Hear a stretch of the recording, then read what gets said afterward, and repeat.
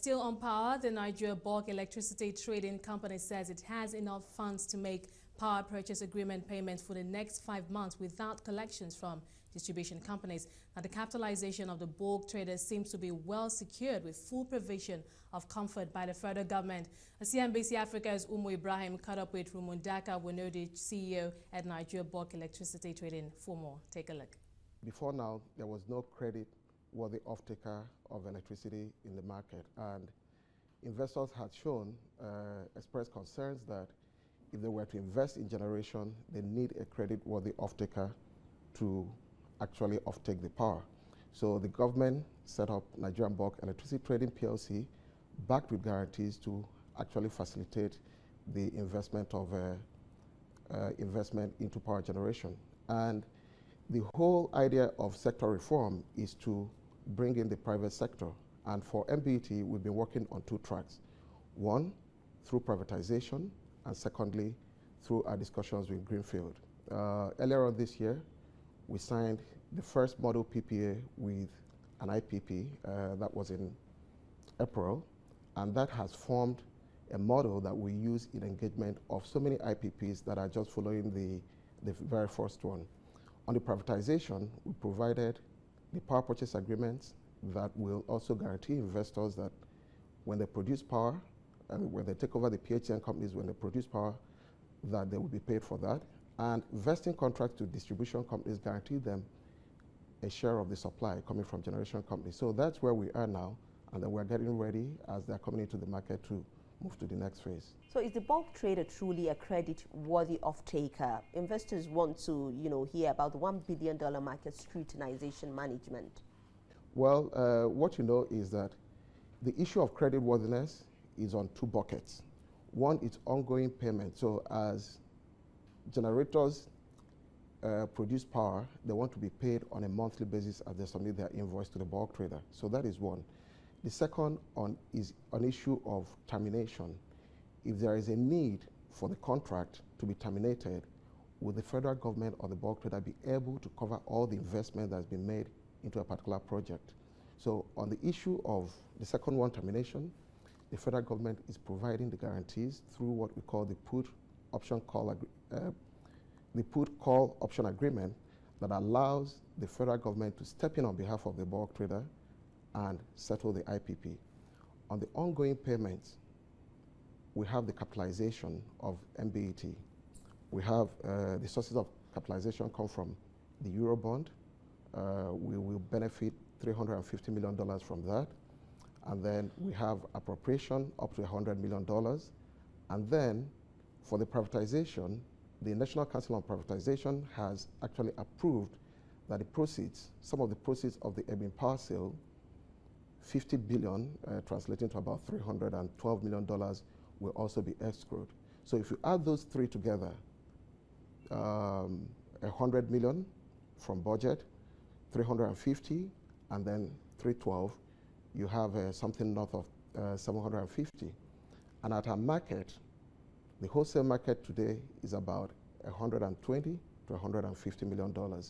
So you can see that we actually do have in our coffers enough funds to make PPA payments for at least 5 months without recourse to collection from distribution companies.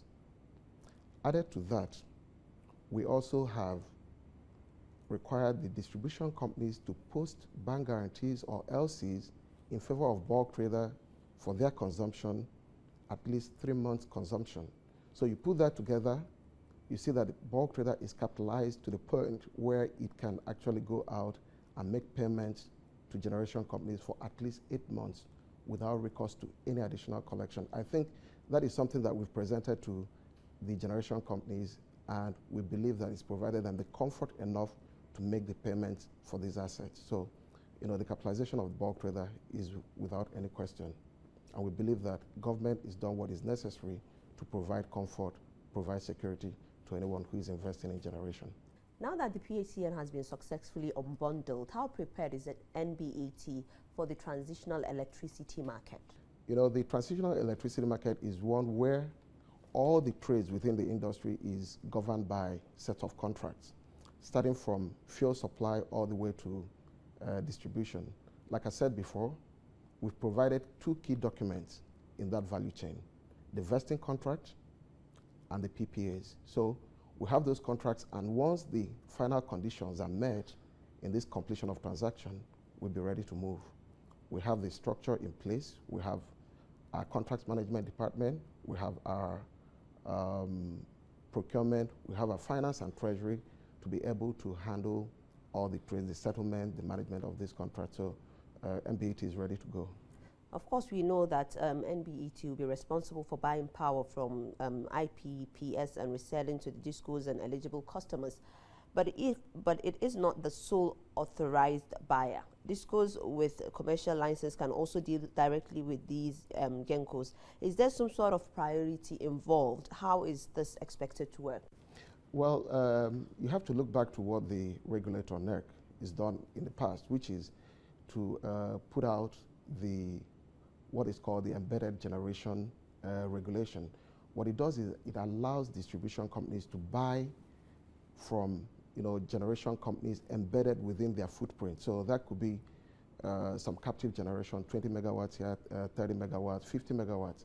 And the whole essence of the reform is to begin to build some credit worthiness within the distribution companies.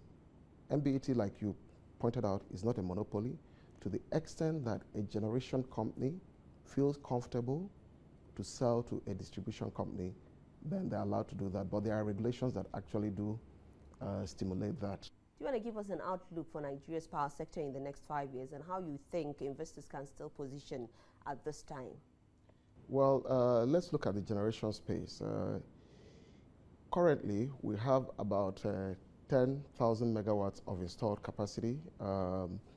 Today, the available capacity is about 5,000, and what comes to the grid is much less than that. What we expect to see is that in the next 3, 4, 5 years, we begin to take care of the transmission constraints. We begin to take care of the gas supply constraints, and what you should see is that at least to the minimum, those 10,000 megawatts will come on stream, okay? And that will, to a large extent, triple what we have as supply now. Also, we are talking with so many IPPs, and based on our own outlook, we expect that 2,000, 3,000 of those will come to the grid in the next 4 years or thereabouts. So 2017, you begin to see things like 15,000 megawatts should be coming on grid. And this is absent of all the other efforts the federal government is making to bring in the large hydros and other renewables to the space.